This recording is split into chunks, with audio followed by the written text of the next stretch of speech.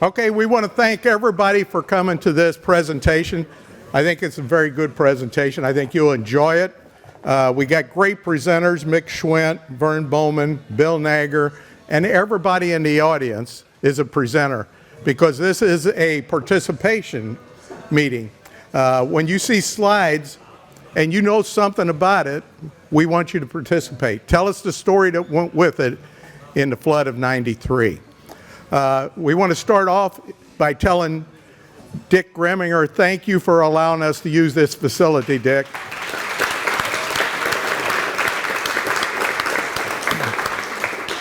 And then one of the other heroes tonight that will be discussed throughout the meeting is Mississippi Lime Company. They're sponsoring this, and they will be a big part of their presentation. They've got some interesting statistics about everything that they donated and the things that they brought to the table to make that flood a success. I guess it was a success, wasn't it? We're still here. Okay, then we'll call it a success. Future presentations, always to keep you abreast of what's coming up. On May 7th, we're having Jesse Francis back from the National Park Service, and he's going to talk about Meriwether Lewis, which is Lewis and Clark. Great presentation. If you caught his last presentation, he did a great job. He's a great speaker. We're anxious to have him back. That's on May 7th. On May 17th, we have an event over at the museum. It's called Paleontologist for a Morning. And that's where kids will come in. They'll get to sign up, and they'll have different events. Lindsay, do you want to tell us what's in those events, please?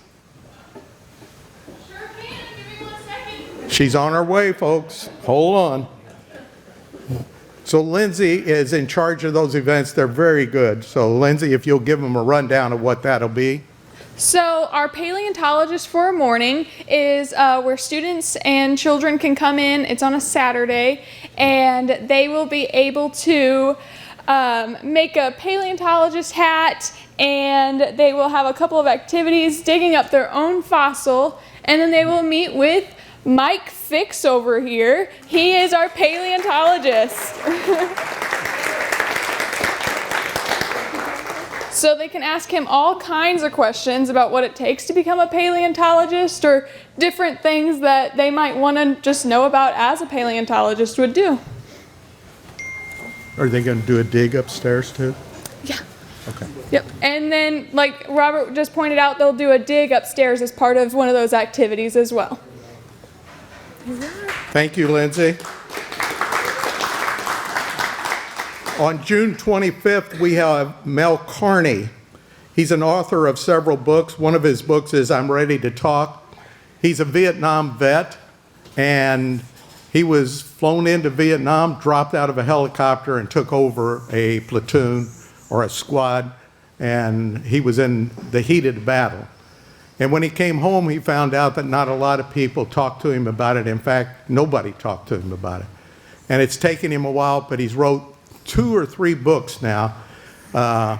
Very interesting. So that's going to be on June 25th. He will be in. He will do a book signing. He has his books with him, and he will do a book signing before the presentation on June 25th. In addition to that, we have a gentleman from down in Perryville who is an ace pilot in World War II, and we are in talks with him. He's going to come up and make a presentation about his experience as a pilot in World War II. That's on the table. In addition to that, I did want to announce one more time, anybody that has something that you would like to see in a speaker series and you'd like to have us talk about it, please ask, and we'll dive into it and see what kind of material we can get and what kind of speakers we can line up, because we want it to be the things that you want to hear about.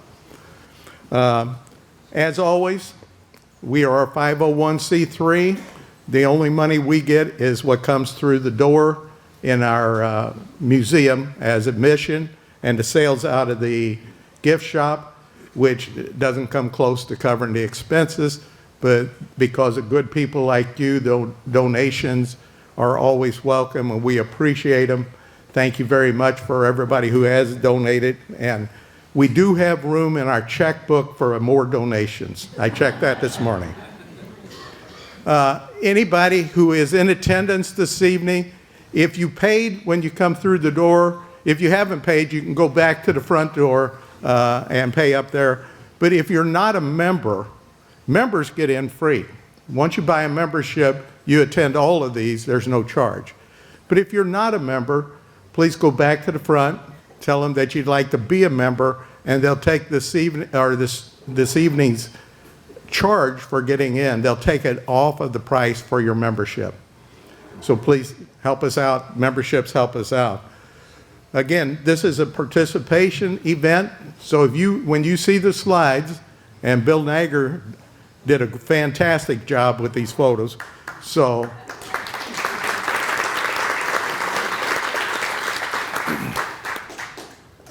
Vern brought me some photos, Mick brought me some photos, and in the event that I put all of those photos in this presentation, you guys wouldn't go home tonight.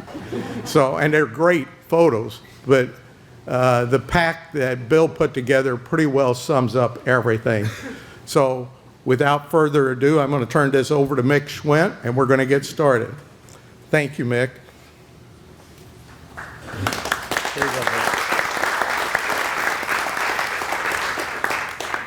Thank you, folks. Why don't we start off with a show of hands? How many of us lived through this mess? Oh my goodness. And you came back for this? Man, oh man. I tell you what, I'm going to have a little bit of the first part of this because it has to do with a lot of the levy meeting and things like that. But Steph, can I have the first slide? We'll kind of get into how this thing all started. They call this the rain machine. And I'm no weatherman, but I do know that this high pressure booger down here kept that low pressure booger from moving through, and they made that rain machine spin and spin and spin and dropped one hell of a bunch of rain, not necessarily on us, but on the northern western part of the Missouri River, up in the Dakotas, up in the upper Mississippi River in Iowa and Minnesota. I think I got my geography right there. And if you flush the toilet, it's all got to come through us, unfortunately, and it did, right, Vern? Every bit of it. Every bit of it. Next slide, please. This is some data on what came down the tube. Marshall, Minnesota. The 13.49 is their average rainfall per year. In 93, they got 23 inches of rain. Waterloo, Iowa, 16 inches of rain normally. 30 inches of rain they got. Weren't they lucky? I think that's Knob Noster, Missouri. Is there a No, Missouri? Well, I don't know that part of my geography, but somewhere in Nestor, Missouri, their normal rainfall is 19 inches, and they got 31 inches. South Dakota, 11 inches, and they got 25 inches. Peoria, Illinois. This is, I guess, the Illinois River? Yeah. Coming down the Illinois. 15 inches normally. This is for the whole year. And in this, early spring, all of these folks got these tremendous numbers, 23 inches coming down from Peoria.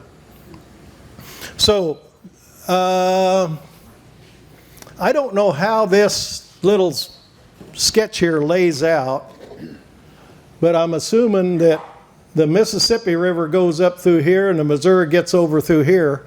But this 200% more than normal is that yellow area in that graph. 150 to 200% normal is in the outer limit orange area. And I think that's 135 to 125 to 150% percent of normal is out there in the periphery. So it's God knows, it's just no wonder we got the problem that we got. Okay. Next slide, and I think I'm going to turn this one over to Robert. Where are you at? Where did he hide? He left. You and Vern know the core districts, right? Vern does.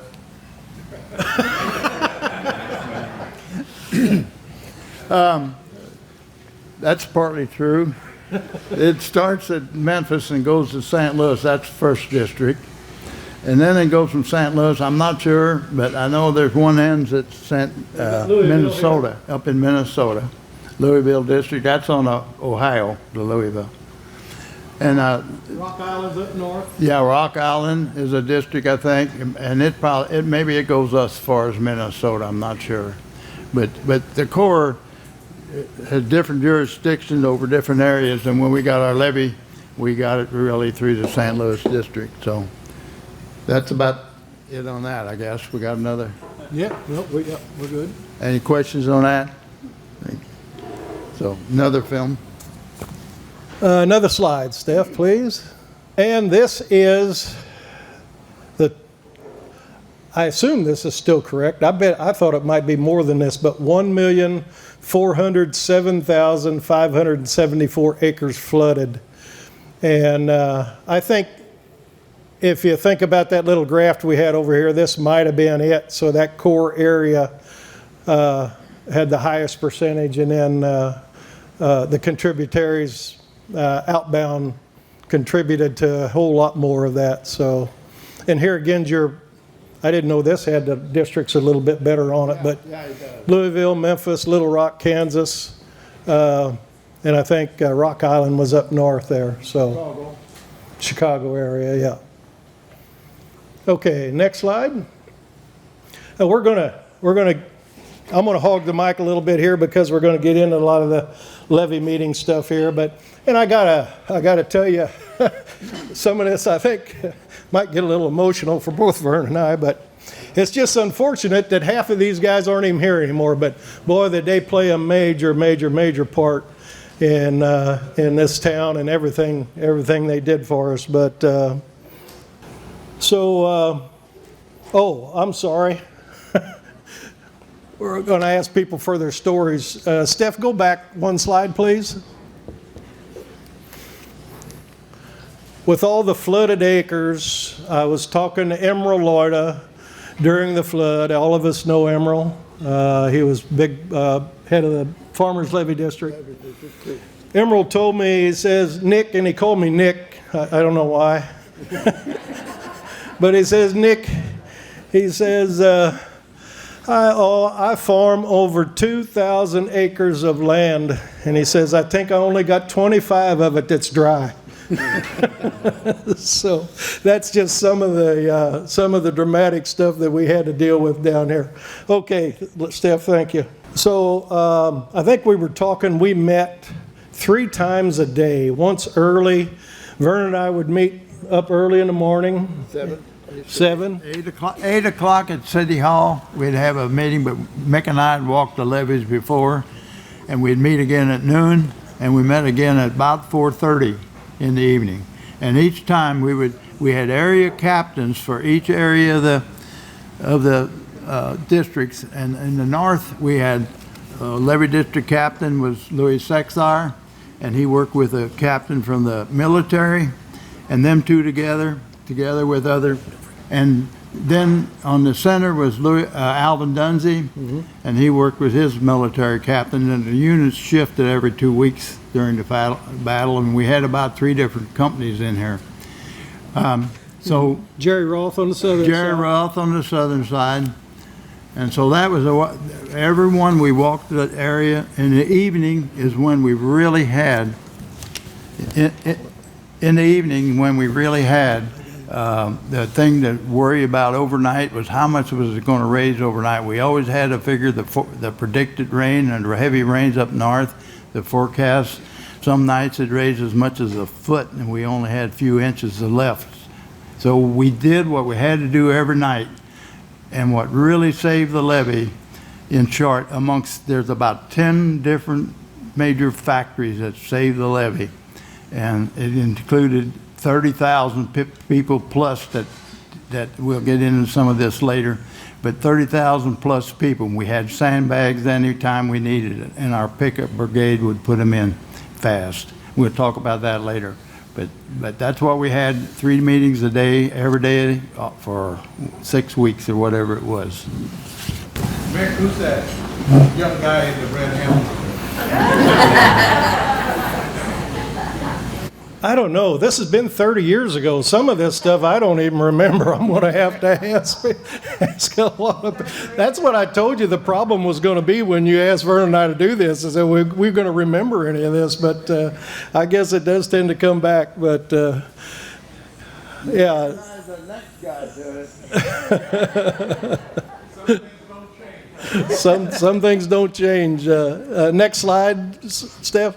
Some more levy meeting, and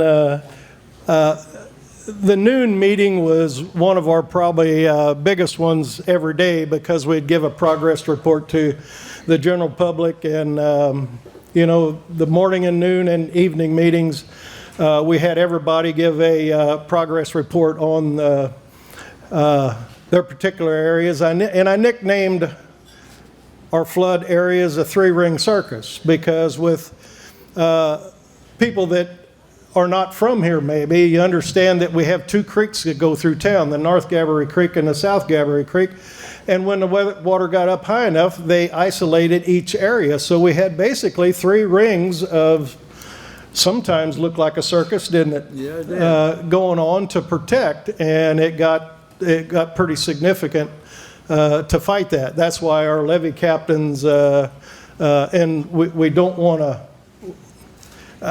if we started trying to name everybody, I know, everybody had their own people come through. I know Gary's here, Gary LaRose is here. He helped with Louis up on the north end, and Vern and Schwent and all those guys were down in the center area, and I know Mike Swice down in where it was helping Jerry Roth down on the lower end. And I know if we tried to remember everybody, we're going to forget somebody. So, but here I can't go without mentioning a couple of people, though. I think that guy in the green shirt, I think that's a gal behind him, and that's Kathy Roth. Kathy handled the food and I guess the Legion Hall, everything that happened at the Legion Hall and the Vets Hall, and all of that kind of stuff, and helping up shelter. And then Judy Shilley was health and welfare. She chimed in with shelter and things of that nature. Those were big players. And we've got some organizations at the end of the presentation that we'll recognize for that too. So next slide. Here again, just more levy meetings, and this one might be a little sparsely attended, because it could have been one in the later evening or early in the morning. The organization of the meetings and such kind of came through the state's emergency management program. Fortunately for me, I was the emergency management director at that point. Fortunately for me, we were just able to acquire these manuals as directors in our particular counties, and then plug the people into the particular subcategories that needed help. So by no means could I take credit for running or doing a little bit of anything here, when I had good people that were able to step up, as hundreds of thousands of people, I guess, did in this whole situation. So, Mick, let me throw something in just real quick here. Sure. Yeah. Just as I recall at these meetings, and what I see going on in the faces here is that Vern Bauman probably just announced to everybody that the Corps said that we can expect another 1.5 foot by tonight, and everybody's like, oh, thanks for the good news this morning, Vern. Yeah. I think we could have nicknamed Vernie 2 Foot Vernie, because every time he came to a meeting, it was another 2 foot. we'd get a progress report in the morning, said, yeah, we did good. We got 2 more feet of bags. And Verney would get his crew together, and they'd go through, and they'd put 16 million tons of rock on the backside of it, and we thought we were, stepping in tall cotton. And then the next day it'd come in, well, the Corps said we got 2 more feet. And that happened for, 40 days? I don't know. It seemed like it. Seemed like. So anyway, with this slide here, I'm going to let Verney have the mic again, and he's going to go over kind of the levee district people that he had in his venue. Yeah. As I mentioned earlier. Let me hold that for you. Okay. Then you can use your hands to talk. Okay.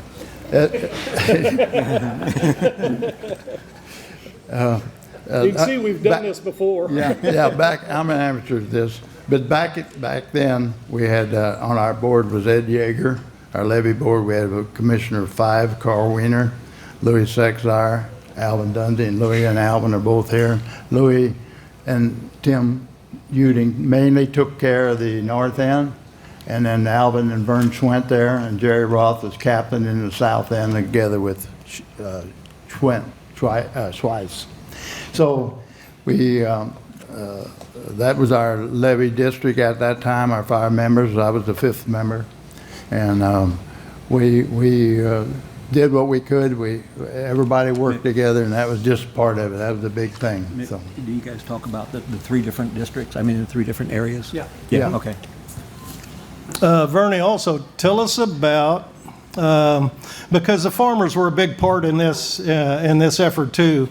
And I think if any of us remember, they maintained a levee right on the river that kept the water out of the big field for a good number of days. And they ended up losing that. And all of their effort, they threw behind us a lot in the south end, but with equipment and tractors and things like that. So you remember who was on the farmers levee? I know Emerald was he was the president. Emerald was president, and Billy Siebert was there a lot, and there was just Earl Valley was, and the other, at that time, Was Herm Krensley in there? Herm Krensley? Was he in it? No. I ain't sure. But anyway, the farmers what really happened, they actually held out about 42 foot of river. That's higher than it had been previously. And whenever they first topped the levee, it topped at the south end of the levee district. Now the first levee that leaves here St. Genevieve at Valley Spring goes about 7 miles, and it taps into the northeast corner of Caskey. And then Caskey levee runs about 4 or 5 miles down. And then from that point, just after you cross over the bridge to Caskey, just above there, a farmer's levee taps on to Caskey there, and it runs down on the east side of the River Exvassos Creek, and it taps into the hill there right at Quarrytown Road. So that's the farmer's levee. They held back, and they never held that back that much, but they held back 42 feet of river. It was predicted early on, and one of Mick Schwent's comments was, we can do this. And we had done practice in 73, and we held back, I'm not sure how high it got anymore in 73. But Last slide will tell us that. yeah, okay. Anyway, but then that water came back, and it backed against the Valley Spring levee. After it topped the levee, the farmer's levee at 42, it backed against the Valley Spring levee and the marina, over to the marina. And it was about 3 feet higher on the lower side of Marina Road than it was on the up. You mean the other way around? On the river side. It was 3 feet higher 3 feet higher on the upper side than it was on the backwater from the down Valley there. Spring branch side. Valley Spring. And the Marina Road, Yeah. going to the marina. Can I add to that? That was, I remember asking you about that. That was the strangest thing to me, because I always thought, doesn't water seek its own level? You know, and I'm looking on one side of the Marina Road, it's 3 feet lower than it is on the other side. And you explained that to me, that because it broke downstream. Water would have had to run uphill. Yeah. But later, I guess I'm guessing, But about the last week or 10 days till it finally crested near 50, well, early on we decided that we can hold out 40 feet. So we did that, and every time we had a crest, every time it come in with another foot or two, they'd say, well, make it say, well, we can do this, we can do another foot, another 2 foot. And that's the way it went.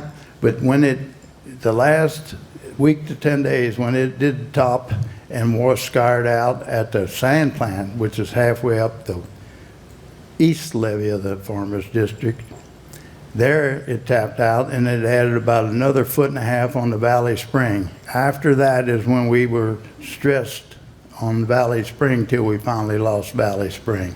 But that was a steep levee, a narrow levee, and I guess it may, in a way, well, it just happened. So that's the way it went. And I hope I explained it where you can understand what really took place. Well, I guess at this point too, and hopefully we need to do this several times during the presentation. But you know, when we talk about we'd come into a meeting and then we had another 18 inches, another 2 foot to go. If we didn't have Mississippi lime sitting out there with a zillion tons of what we call screenings, is what we use for sandbags, and tar rock stone up there with stone just waiting to load. I mean, Yeah, we got that on the later. yeah, because it wouldn't have been possible. Right, a lot of things. And to all credit to Vern Bauman, if he would have come in there at 40 feet and said, we got to hold 9 more feet out, we'd have went home. But he came in every day and said, oh, it's only going to be 2 more feet.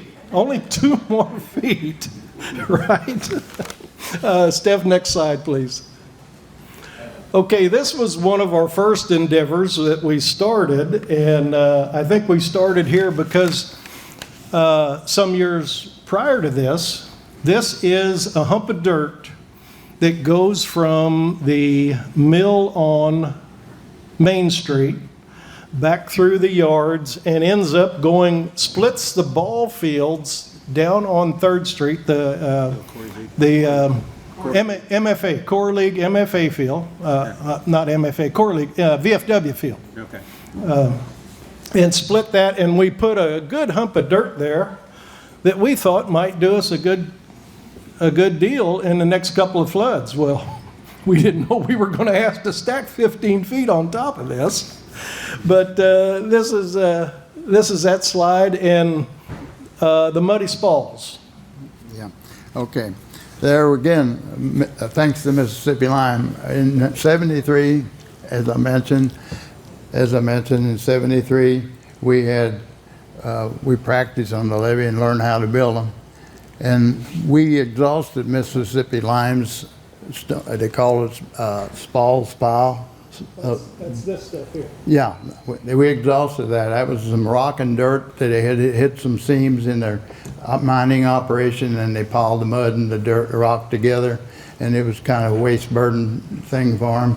So we used that, and they had a huge pile of that, and that got a lot used up. And then later, tar rock took over after we had used all their material. On backfilling on the bulk of the backfill behind a rows of sandbags that we leaded at the front of the wall. Okay, keep it. Next slide. This is July 20. Okay, this is July 20th. It peaked about 16 days later on the 6th, and like a lot of media would come and ask, where's the river? And we told them right on the other side of the sandbags. And this is where the river's supposed to be, back here. Yeah. This is looking toward the city burn area now as we know it. And right now, if you look at the row of woods up there, you see the nice green levee. Am I wrong here? Is this the river and that's Illinois there? Yeah, that's the river. I'm sorry, that's the river back there. The river's on the other side of that tree. And there's the first row of trees to the right here, halfway out. That's the airstrip right there on this side of it.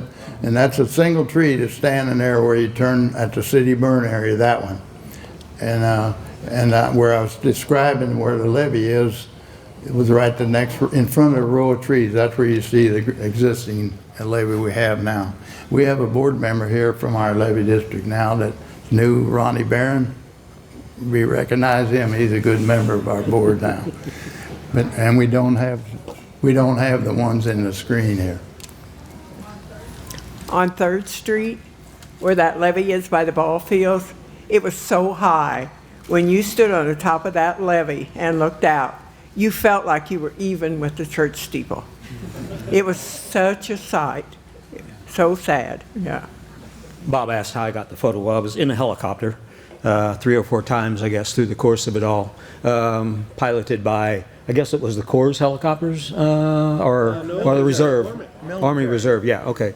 And so I'd hop a ride with them to get pictures from the air occasionally, and took a ride with Vern one day. He gave me a good tour of the farmers' levee. He wasn't piloting though. By the end of the ordeal he was, though. Next slide, please. Okay, I know I talked to Stan. Does this look familiar? That's about half as high. Well, I think this is still July 20. This is still, Stan, this is still when we thought we had a chance, right? I think that's Stan right there. It might be. I don't know, his legs look pretty good. I bet that's not Stan.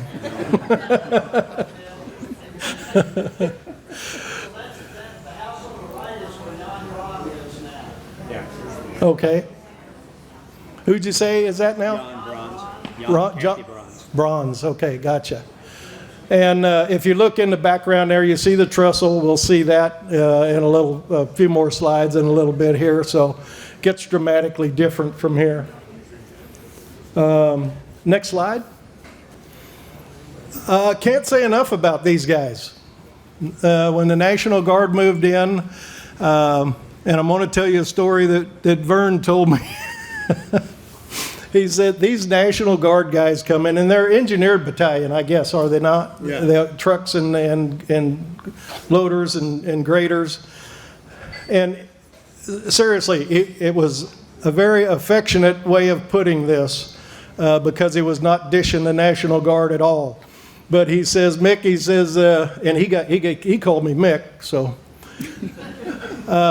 He said, Mick, when those guard guys got here, about the only thing they really could do was drive a truck straight down the road. He said, by the time we got finished with them, they could take a fully loaded tandem and back down a crooked levee 3 miles and not spill a drop. So it was a hell of an experience. In the next slide, Steph will probably give a little indication of that.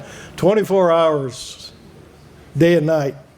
I mean, I guess when some of our civilian guys had to go home, they had another shift ready to go to pick up the night shift, right? Yeah. That was the big thing about the military. Each unit was outstanding in their efforts and their way they coordinated and their desire. They really came to help.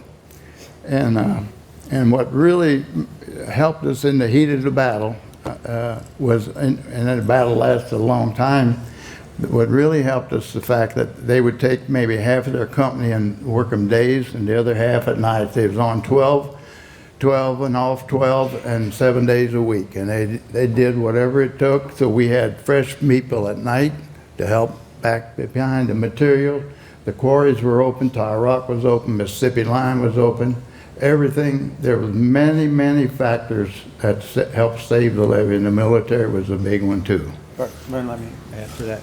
Just to place this photograph for everybody that's looking at it, this truck closest to us coming up is about to come up onto top of the Marina Road that goes out to the marina. That's the Valley Spring Levee Road there, and this is the site of what we'll see later on, right?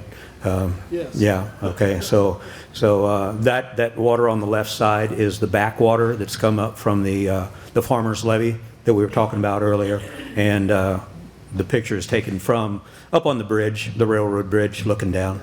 So I got a little story about this.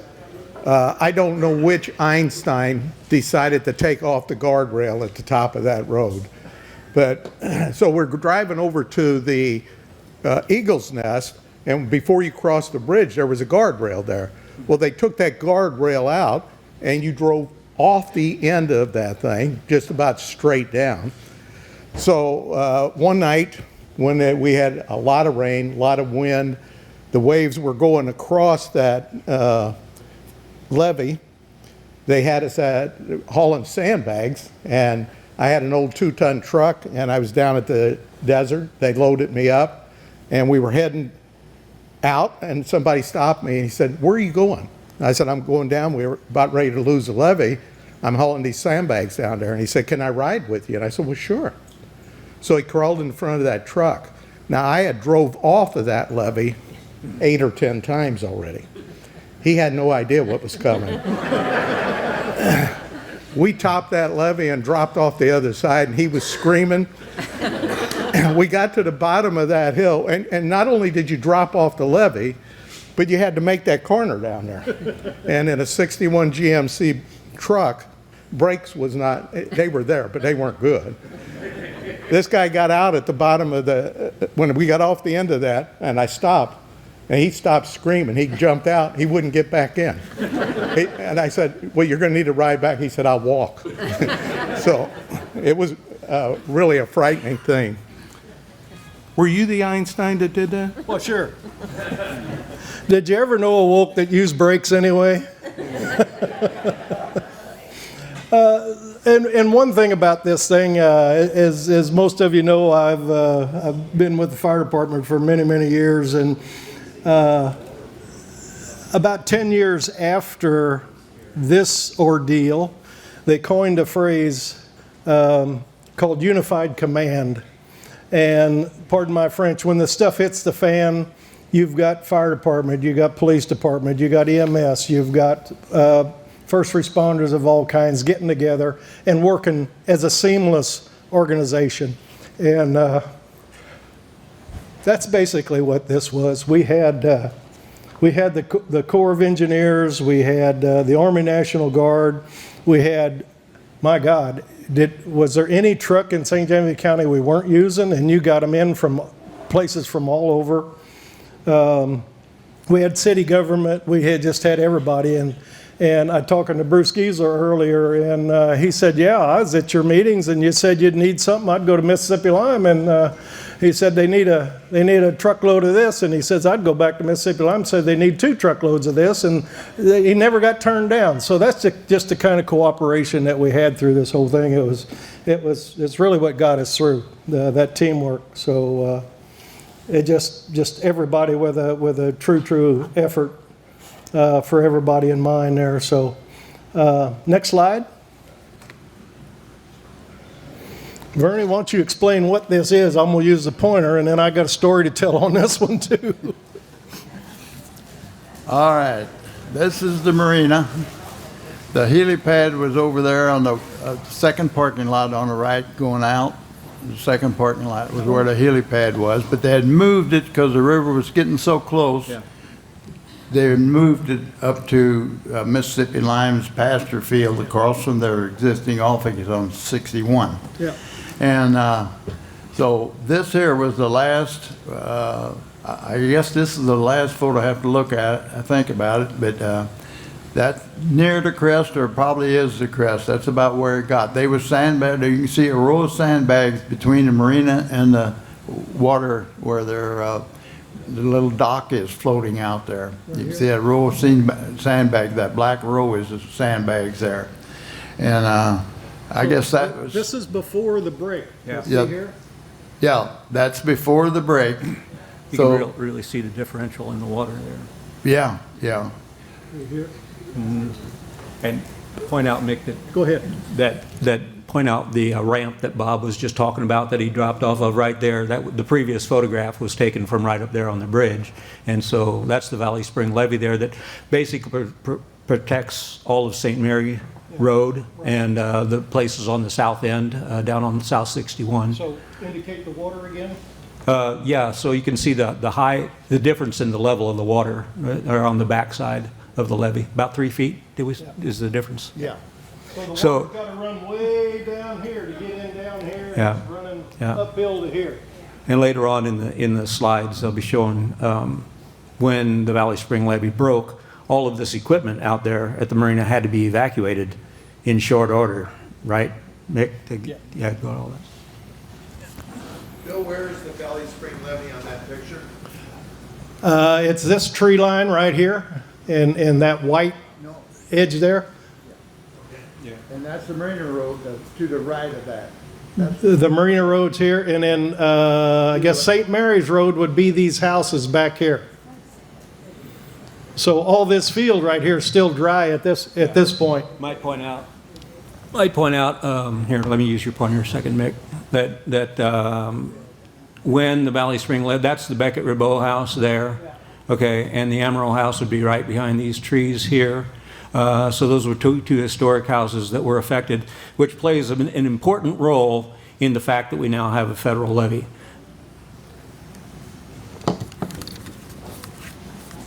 Okay, my story.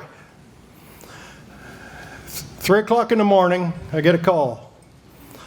And they're telling me, Mick, the levee broke down in Perry County. Help me with the pronunciation. Bois Brule? Brule? I know. The French would be bois brûlé. That means brown woods, yeah. But they say bois brûlé, right? Yeah. And Emerald Lord would just call it the Burley Bob. So I get a call 3 o'clock in the morning, and the Burley Bob levee's breaking. And they say, Mick, the EMD down there, they'd like to fly a chopper down there, and so they can get out. And they had people out in their bottom fields, as a lot of you know, that people live out there. So they were concerned about them. They want to know, can you get, the chopper down there? So I said, sure, I don't care. So I get up and get dressed, and I get out there. I forgot these choppers don't have doors on them.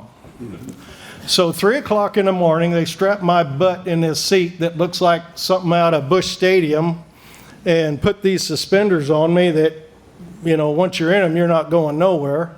And put a set of earphones on me, and the pilot says, where are we going? I said, well, get out to the river and go south. And when you hit the Chester Bridge, we'll make a right, and we'll be there.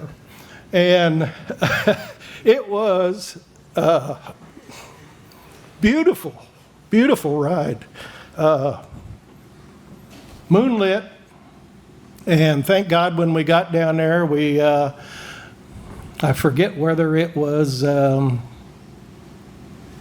who's the cereal manufacturer down there in the bottom? Gilster Mary Lee. Gilster Mary Lee. I don't know if we picked him up at Gilster Mary Lee or over on right at 51, but we went over and picked Jack up. He was the emergency management director in Perry County, and got him up, and we went out and checked a half a dozen places. And it's weird, the water coming up and the lights are still on in these places. And we thought, man. But fortunately, everybody got out. But first, I forgot to mention, first time I ever flew in a helicopter. So quite the experience there. So next slide, please. Okay, this was the first of many visits. And pointing out here, I guess this is Colonel Broughton. Yeah. Colonel Broughton.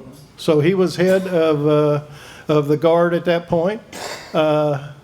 This is Steve Cole. He was the first captain come in. He was my counterpart. Hell of a guy, lives in Marquand, Missouri. Couldn't ask for better people. And of course, a bunch of young people sitting in these chairs here. Mayor Anderson in the back there. But this is the presentation we gave to Dick Gephardt. And if you want to say a few words about Mr. G. And how many other people did we have here? You would probably know too. Dignitaries. You want to do that, and when we show that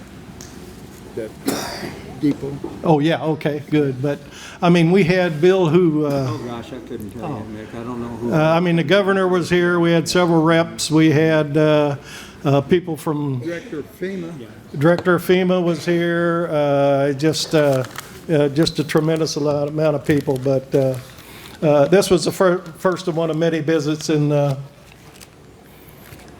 contributed significantly to getting our federal levy. So next slide. So this isn't the best photo. Huh? This one? Yeah. This isn't the best photo, but I believe the guy standing with his back to us is Dave Stiegel. So as the water came up, obviously we lost our water and sanitary systems. So we had a boil water order in place. And about halfway through, and I'm not sure where this came from. I don't know if it was through Mercy Management or wherever, but we got 2 tractor trailers with a sanitary system on it, a water purification system. So that's basically what this is. And I can't say enough about Dave Stiegel. We put these tractor trailers down alongside the gym in St. John High School. Dave Stiegel disconnected the city water system and plumbed it into this sanitary system, and it purified the water that we could get out of the city system, and then he pumped it back into the school system, so the public now had a place to go get fresh water. I mean, we had bottles of water and cans of water, up the wazoo, but to get opened up the showers so that you could go up there and at least take a clean shower. It was a really good experience. I wish we had more pictures of that, and I wish I had a better picture of Dave Stiegel there too. The military bedded down up there too. Yeah, also they use St. John High School's parking lot. That's where the military, we landed the military at the junior. Gym. At the gym, yeah. They showered and everything. They showered and everything there, and that's where their operations were 24/7. So, next slide, please. We had a time figuring out where this was, but obviously, several of the downtown businesses and everybody had to really move out because we were holding back 15, 16, 12, 15 foot of water. And this is the post office. Does anybody remember what this was? That's Piggly Wiggly. Piggly Wiggly, it is. I forgot that we had a Piggly Wiggly. It's Wimpy's. Ed Langley. Wimpy's old story, and you see he's got a Piggly Wiggly vest on. So, it just... Tell them Piggly Wiggly is now Ace Hardware, for those of you who don't know. Right. So it just goes to show you kind of the imagination of what everybody had to do just to get by. Just mention. So we're looking at Ed Langley and Bob Follett. Bob Follett being the postmaster. So, yeah. I don't know. Did they cut meat while they were there too?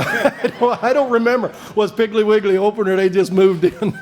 I don't recall. I don't recall either if it was open yet or not. So, okay, next slide, please. How many remember this? Oh, does your back still hurt?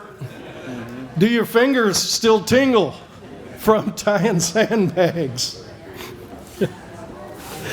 We'll reiterate this again, but this was a phenomenal effort that for anybody that witnessed it.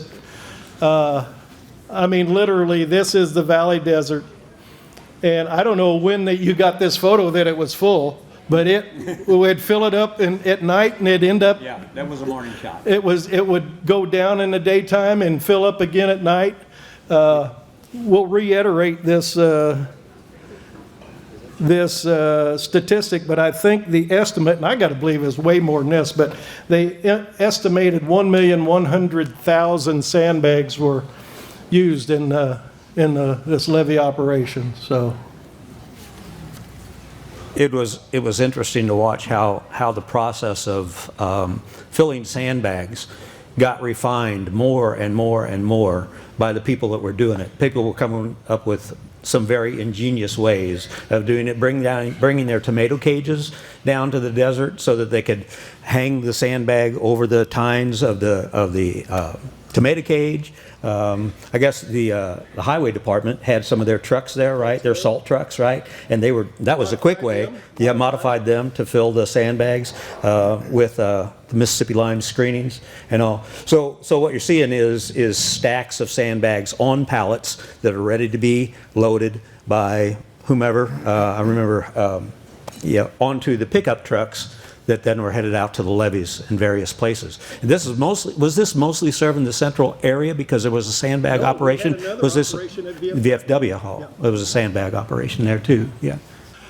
Mississippi Lime, they have an underground mine, and they mine limestone. So they go into a rock bluff and they blow it up and they haul a rock out. And then they crush the rock down to 1/2 inch, 1 inch, 2 inch increments, and they burn that through their kilns, and there they make their lime product out of that. Now the very small fine material that came off of that process. So we're using sand. What's the term I might use? Loosely. Not sand at all. Because it's not sand at all. It's actually really limestone fine material. So a screening would be a piece of rock about half the size of your little fingernail, to very fine material. So it looked like, sounded like, smelled like, tasted like, worked like sand. And they had a zillion tons of it. So it was, and you know where Mississippi Lime is? It's just a waste product. Yeah, it's basically a waste product. So, I mean, my God. We were helping them out. Yeah, 20, the road's 60 feet wide, so 60 feet from the city limits, we got a zillion tons of limestone. And so the process would be, when Vern would come in and say, oh, we only got 2 more, it's going to raise 2 more feet. So you had basically sort of a pyramid of limestone screenings around limestone bags, and this pyramid had water on one side of it. Well, it got to a point where the water side was almost sheer because we couldn't put sandbags on that side. We would build the mound of sandbags, we would put plastic on it, and then we would build the sandbags on the inside, so that we'd have to keep coming up with plastic and then sandbags. Well, it got to a point, the fine folks coming from everywhere, even foreign countries, would come in at night and fill this valley desert up. And then they'd come in the evening and take them out to the various places, and the citizens would stack 2 or 3 bags wide and 2 feet high. And then Vern Bauman would bring in his heavy equipment and trucks, and they would go, Tie Rock Stone was one of our other suppliers of rock. So we'd base that with rock to put the weight on the backside of the levee. Because if you ever had to hold back water, it's a tremendous, tremendous force. So we had to build this up, and this held the rock, and then we'd put another 18 tons of rock on this side. And of course, then Vern would come in the next day and say, oh, we got to do 2 more feet. So you can imagine if you were a landowner, and I got to give kudos to Bill, and I got to plug something he did years ago too. If any of you have ever seen the video, Saving St. Genevieve, it's worth another watch. I don't know where you can get it, but I think it's on YouTube. It is. Yeah. You can get it on YouTube, Saving St. Genevieve, and it's, I don't know. I watched it the other day, and the wife and I had a little problem getting through all of it. I mean, you'd go out from your house right here, and you would be building a levee wall out here, and before it's done, your house would have been part of the levee because we were 15, 20 feet high, and the house would be part of the structure supporting the levee. Several places, I know in one of the historic homes on Leahy and Liddell Community Cabin? The one where. The one right right across from Collier's old place. Yeah. Yeah, Leahy and Ziegler. We actually went inside that and put sandbags. They were on this side of the outside. We went inside and they placed sandbags. There's a scene in the movie where Tim Uding says, "Vern, you want to come and take a look at this old house, that had sandbags right up to its outer walls." Well, yeah, like Mick's saying, then they had to go ahead and shore up the inside of those walls with sandbags just so the house didn't collapse, because they were counting on the walls of the house to actually support some of the levee there. So they reinforced it with sandbags on the inside. It was not unlike what was happening up at Frank and Shirley Myers' house on the north end of Main Street. We'll get into that Yeah, too. you're going to talk about that. Yeah. So, yeah. Okay, next slide, please. Okay, for those of you that don't know where this is, and you can't recognize it from the picture, if you've gone on North 4th Street and across the North Gabourey Bridge, the structure on either side here are the bridge railings. At this point in the fight, we're trying to keep 4th Street open is what we're doing. And at this point in the fight, we can't do that anymore. We gotta let it go. We gotta close 4th Street. And, I guess it was a good thing that we did, because, pardon my French, but shit starts to fly now. Next slide. Gary, you want to tell us what this is all about? Tell them that's the same angle. Yes, this is the same view. I don't have a clue. Well, as Vernie and Mick had said in the beginning, if we'd have known that the river was going to go as high as it would have, we'd have threw up our hands and never even started the battle. But when you just keep adding inches and feet, once you start, you have to stick with it. And our main artery of Lou Sexar, Tim Uding, and myself were the captains on the north side. And our main artery of getting over there was the 4th Street Bridge. And we knew once we lost that, we were going to be in trouble, because it was hard to keep material coming to keep our levees ahead of the water on the whole get-go. So we came up with a plan on the 4th Street Bridge to take plywood and put it on the handrails, which are still there. And we put plywood on the outside, and on the inside, siliconed it, put through bolts through it, and glued it on there. And that gave us to the river height of the top of the guardrails. But after that, There you go. right there, that is that beautiful bridge. And we kept fighting it because we knew if we lost that, we were going to be in trouble. And they was afraid to put rock or material on the bridge itself to build it up because of the weight, of course. So it helped us for a while, but we eventually lost it, and everything had to come in from the north side. But we did the best we could, and it held out for a long time for us to stay ahead of the water, and it was just a battle from beginning to end. You guys elected to close it, though, right? Yes, You elected yes. to do that, right? Right, Yeah. right. Yeah, it got to the point there was no choice to keep it open. But just to throw a little bit more out real quick before I have to give this back to Mick, talking about the Bob Really Bottom, Lou Sexar had the flight operations at the Perryville Airport. And when that levee broke down there, he had the airport. We basically had everything evacuated out of there except a few essential items to keep his business going. And the night that broke, we were up on the north side virtually around the clock. And we left and went down there to get the rest of his stuff out. And of course, he lost all of that. And his hangar down there, when it was all said and done, we had 13 feet, 11 and a half inches of water in that building, and had to completely rebuild that. But in any event, we stuck with it to the end, and had a lot of good memories on the north side and a lot of bad memories. But in anyway, that's kind of my part of it. Okay, next slide. So, Go ahead. yeah. I got something to say about this. If you Okay, yeah, and I got a story about this one too. I actually have a date on this one. July 23rd is when this happened. So we were having all kinds of rain up north, and we were getting it down through the river, but our luck ran out on this one, and I don't know what we get. How many inches did we get? Do you remember? We had 4.5 inches in 45 minutes. 4.5 inches in 45 minutes. So the last slide, as Gary pointed out, you could see the handrails where the bags are. Now you can't see anything anymore. I think that debris hung up on the east side here.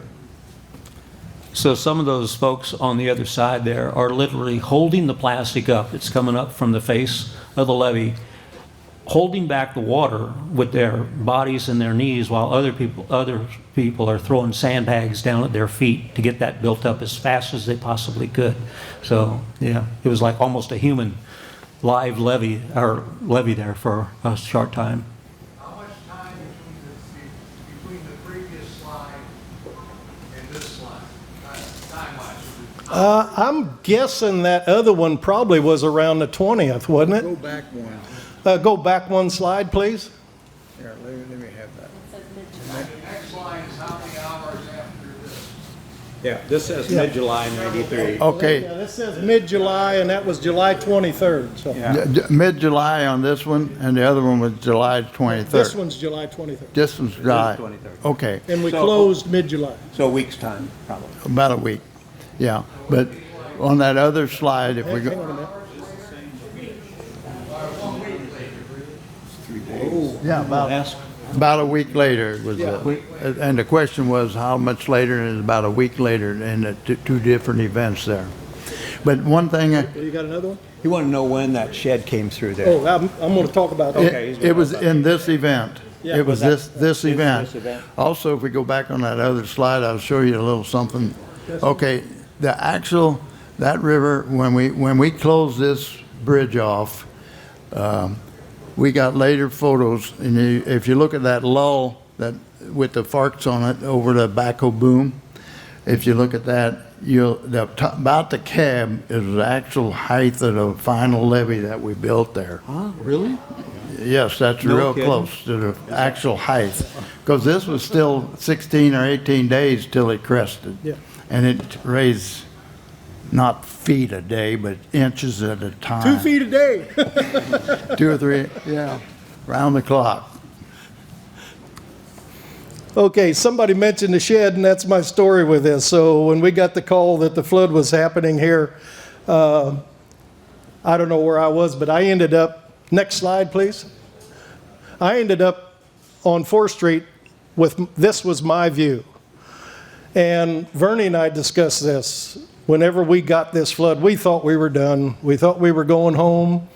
We thought this was going to end the north end and the center end. It just didn't seem possible that we were going to make it through this. And I'm standing there thinking that and looking upstream, and it was a garage, correct? Who had that? Well, it was a big shed, what it was. It was a big yard building, shed, or garage.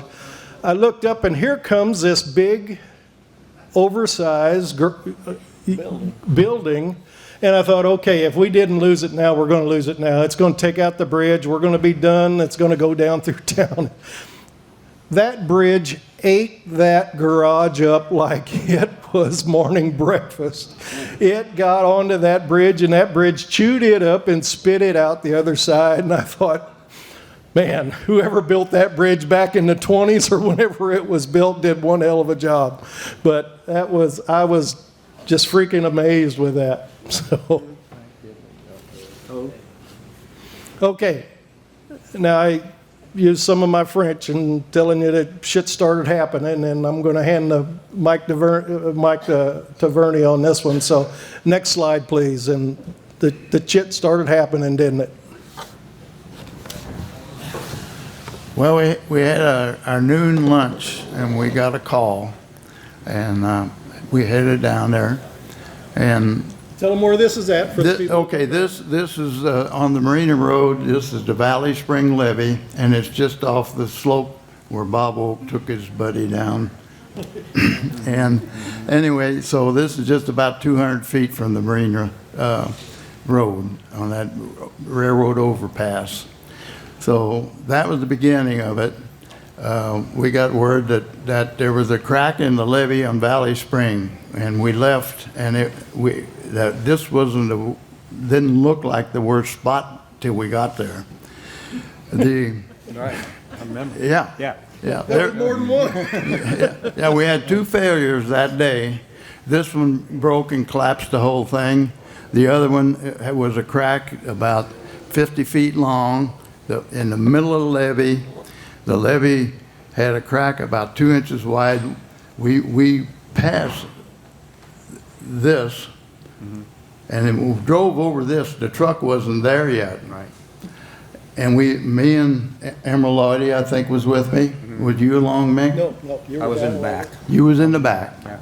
We went over this, just drove across it, just minutes before this happened. And then we hit past that crack in the levee about halfway between this and 61. Yeah. And in the levee, it was about 50 foot long, and it was open about 2 or 3 inches. And Yeah. crack, it thought like the whole thing was going to slide off. When we got down, we was going to direct trucks in there from the other end and start putting bulk on the inside of the levee to fortify the half that was still standing. The back was going. We could fill it later with many tons of rock. But when we got down there and we came around and there was so much truck, that day we was hauling with 62 dump trucks. Oh. We Can I add to it? Can I add to it and you compose? So my experience with this, happened to be at that noon meeting. Vern says, you want to go along whenever that call came in. And what I'd learned up to that point was how you look at a boil behind the levee, you know. And we haven't talked. Are you going to talk about levee walkers and what the levee walkers' jobs was?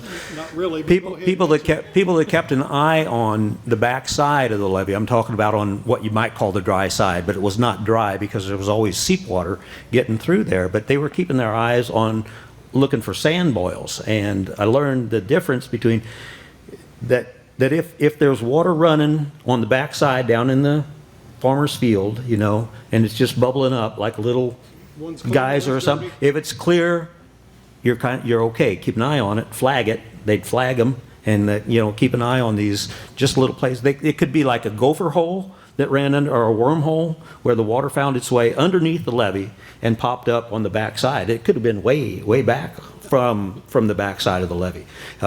You know, maybe 100 feet or so back sometimes. But if that boil started getting murky looking, it was carrying silt with it. It was carrying dirt, and that meant it was scouring the inside of that hole and making it bigger and bigger and bigger. And that's exactly what was happening here. They called down to look at that crack that you mentioned, but as we passed by there, Emerald looked at that one. He says, "Oh no, this one's way more serious than what we got going on down there." You know, he recognized that, and right away they called. That's Leroy Milfeld's truck there, and they called for sandbags to get down there, and then describe how they build up around that, you know. Okay, what really happened there, as we was down the levee further, and there was so much traffic, and this stopped the traffic. For one, the trucks were coming in one direction and going out the other, and this truck had to come around to the north and come down, and that's where Emerald was at the toe of this levee, and they had a ring levee around the sand ball that was balling up dirty water, and it kept getting bigger. And Emerald, when it really started getting bigger, Emerald stuck his arm down in there, and he said it felt like a groundhog hole in there. It got that big. And about that time, they had got there with the trucks to build the ring levee up, and they was handing sandbags down the levee, building the ring levee up, and they built it up about another 2 feet, and it kept getting bigger. And then the ring boil collapsed. The water pressure blew the ring levee apart, and it made a vortex. Bill was on the truck in the front, right behind the cab, and he said he'd seen a vortex in the river going down, and he threw a sandbag in it, and he seen it pop up at the bottom. Other side. other side, and he said it wasn't long after that the front of the truck went down. And we were coming around the same, Had to go all the way 61. down to 61. 61, there was so much traffic and trucks jammed up.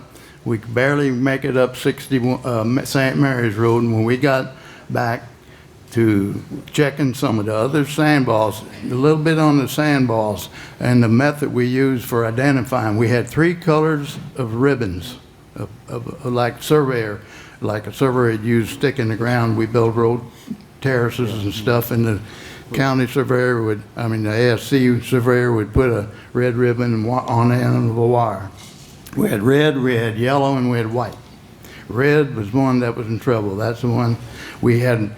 They had a red ribbon on that earlier because it wasn't looking good, and that's what. But that was the 3 ribbons we used.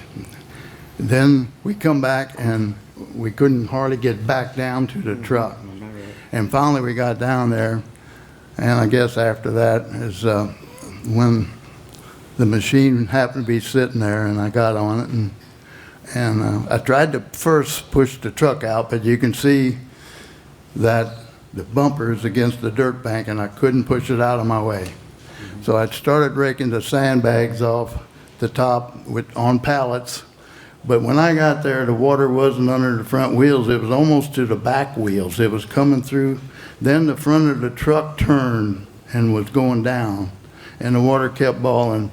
But where you see the dark area, that is where I grabbed what dirt I could through there, and I tried to stop that, but it was taking it out a little faster than I could put it back in.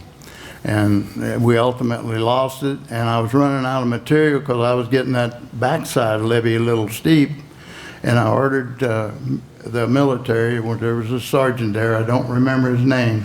I asked him, I said, well, I'm out of material. Can you get some trucks bringing that bulk material that was coming from Tire Rock and unloading at the marina? And they came in and dumped a couple of loads behind the machine. And what really happened, who's that from, Russ Limbaugh? The rest of the story? Oh, yeah. No, Paul Harvey. Paul Harvey, okay. Anyway, what really happened is there was a weld on the control on the machine that would let the boom go down. The boom is this part. The crowd is this part, and this is the bucket. The boom would.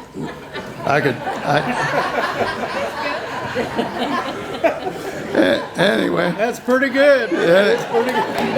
That's how it worked. So anyway, when I turned around, my boom was in the air and the bucket couldn't touch the ground, and I couldn't scrape the loads that they dumped behind me on there. So we had a sergeant there too, and that sergeant got a bulldozer and knocked that off of there, and then they would crawl out. I wasn't frightened as long as I could see the truck, but when the truck bed disappeared, then I turned around to try and get out, and there was a pile of rock behind it. And it had a dozer, the D7 dozer, military equipment, sitting there on the levee, and they come down and knocked that. Mm-hmm. Yeah. So, in layman's terms,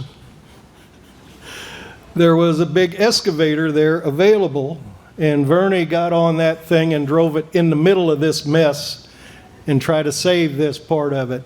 And he worked that excavator so hard that he broke it. That's the long and the short of it. You broke the excavator, which didn't allow him to continue. Whether you would have got her done, I would have hoped so, but boy, it was a terrible fight. Vern's comment, I remember when he came back up there, he and Emerald, and you were looking down at the water, and you said, boy, she's a-eating. And talking about the river just scouring that dirt, that levee, and making that gap wider and wider. it was quite an emotional time. That was going to be my next comment. As if you can tell, Vernie and I are both a little bit emotional about this. So next slide. Vernie, I don't know if you can talk about this or not, can you? Bill? Boy, she's He took it eating personal. and just shaking the head and stuff. You can imagine after all the time spent by everybody trying and beating the river day after day after day, beating the river all this time. What was the date of this? August 1st, I think, that the break happened. You know, August 1st, yes, it was. yeah. So we're 3 weeks into the fight. 4. 6 days before the crest. Yeah, and yeah. So yeah, it was a sad day. So if you recall back when we had the aerial view of the marina out there, and then we pointed way back in the slide where it was, we could show you the marina levee, which is what this was, and it was dry back there. I mean, we did take it personal. All those homes back there, some of them had the gumption to put sandbags up. Some of them lost it. You know, it got personal the whole time. At least my wife told me she was worried about me. Next slide, please. This is the infamous burlap wall. So if any of you know where St. Mary's Road is, and you can go out to where the marina used to be, this is where the burlap wall was. And I don't know how many umpteen zillion of sandbags are there. There might be 1 million sandbags just in that thing. But Jerry Roth and Mike Swice and all the Roth family were captains for down in that area, and they kept this thing going like just a fine-tuned watch. And whenever it broke, Jerry lost everything in his shop, and along with a lot of other people that were working here too. But Just to clarify what you just said. You said when it broke. You're not talking about the burlap. no, not the burlap wall. When the Valley Spring levee.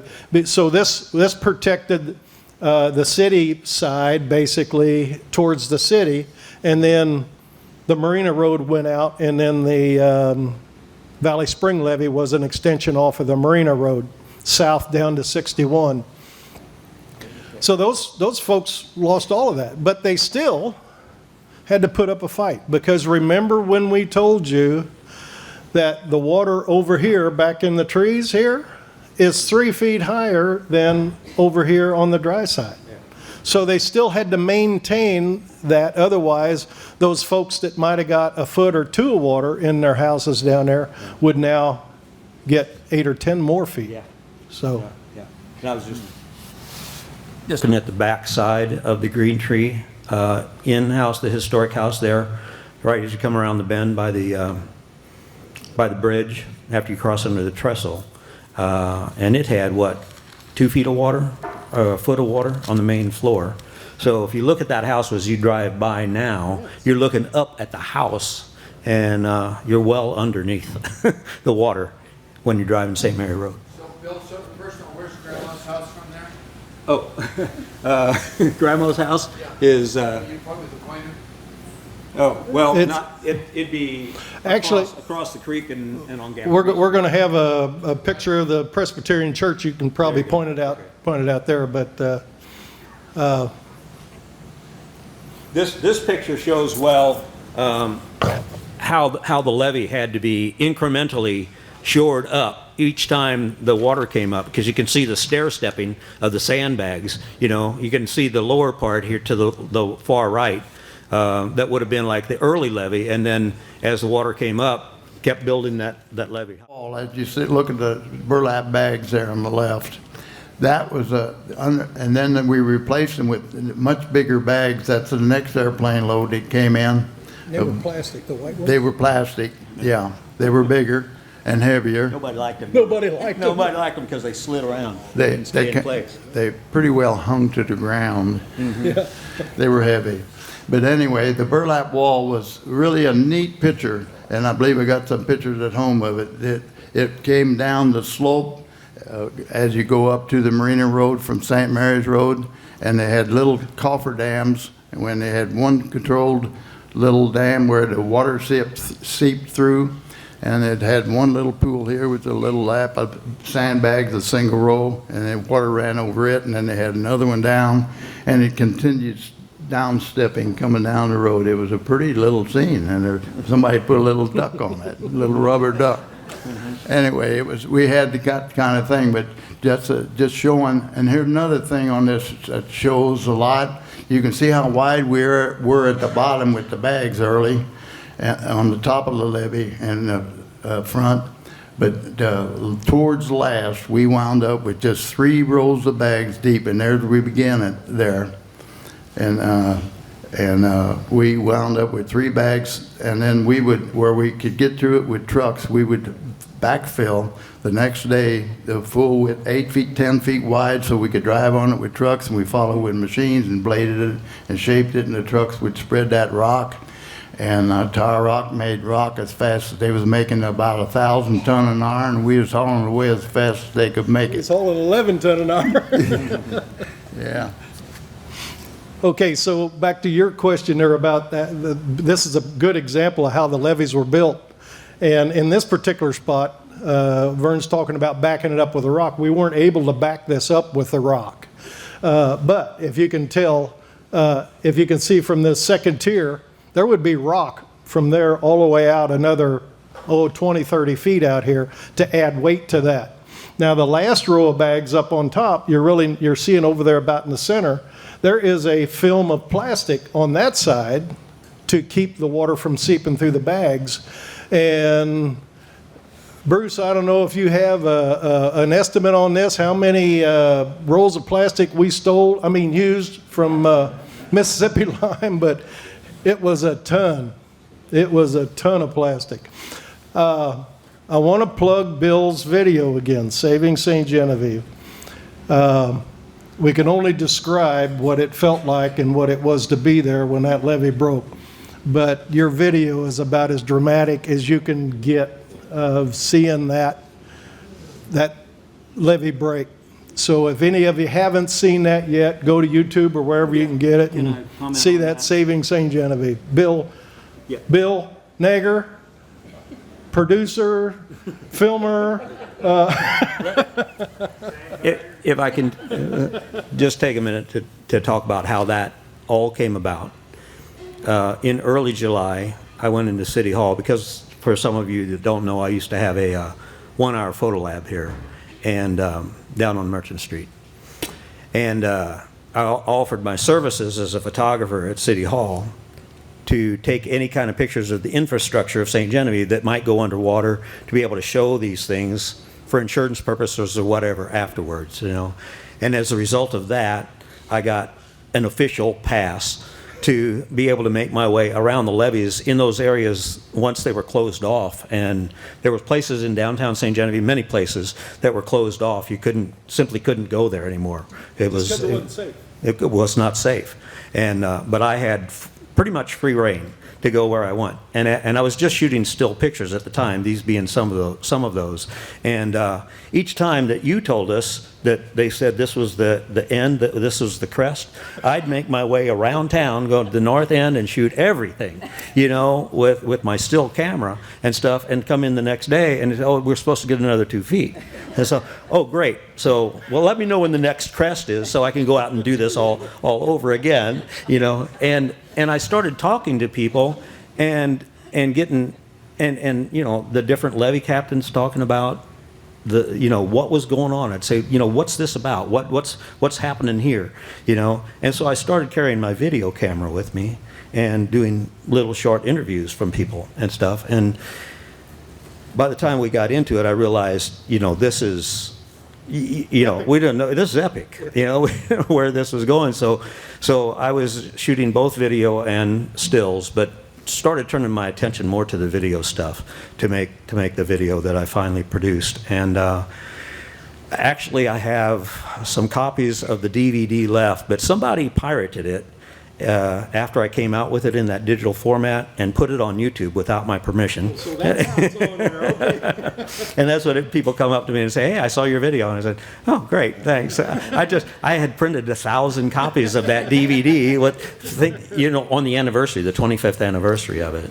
But anyway, yeah, between you all allowing me to travel with you and interviews that I got from you, I remember you gave a real good explanation, Vern, of the Valley Spring levee and what was going on with that in the video. But I recorded that, asked you to explain that to me riding around in your pickup truck when you're just doing your daily things, talking about it. But I cut it into the video to make it look like you were telling the story while you were in the helicopter riding down the levee. It worked. Yeah, it worked. It worked good. You got to tell them Betty Seibel's I want to tell you guys a little bit about this crest. And it starts at City Hall. And how many people here knew Betty Seibel that was the secretary there? All right. Betty Seibel, we went in there so many times with a new crest. She said, "I'm tired and sick and tired of hearing this crest." She said, "And I've been using that to brush my teeth, and I'm not going to use it anymore."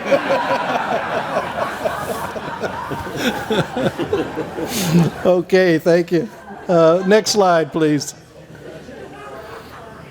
Okay. It doesn't look like it, but we're here. August 6th, this is the crest. So we're just going to literally wade through the rest of these photos that kind of give an idea of where the water ended up and who fought the good fight and the whole bit. Obviously, that was the green tree, and this is the Beckett Ribot. And if you guys got a comment, holler.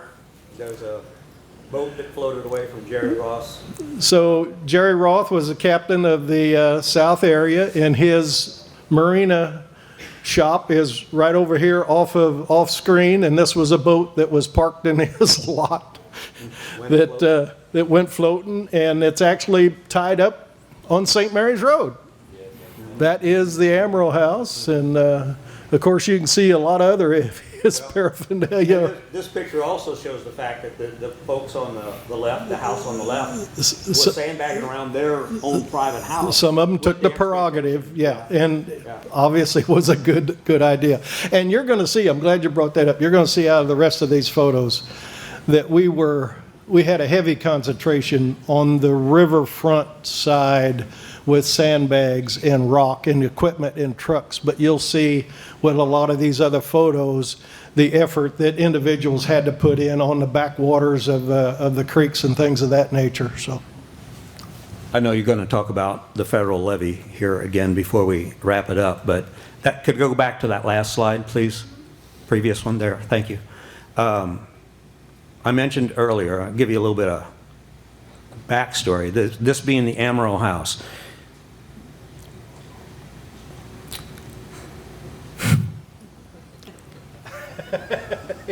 here you go. Pretty proud of being a resident of St. Genevieve. And although these old houses just appear as old houses to all of us, the Amaral and the Beckett Ribot and the private house called the Vital Saint-Jean Beauvais House are 3 of the only 5 existing poteaux en terre houses in all of North America. And we have 3 of them right here in St. Genevieve on the original site where they were built. And if you look at this, they're built with what the French call, or what the architects call, poteau en terre construction. And that means it's vertical post, poteau being French for post, en terre, meaning in the dirt.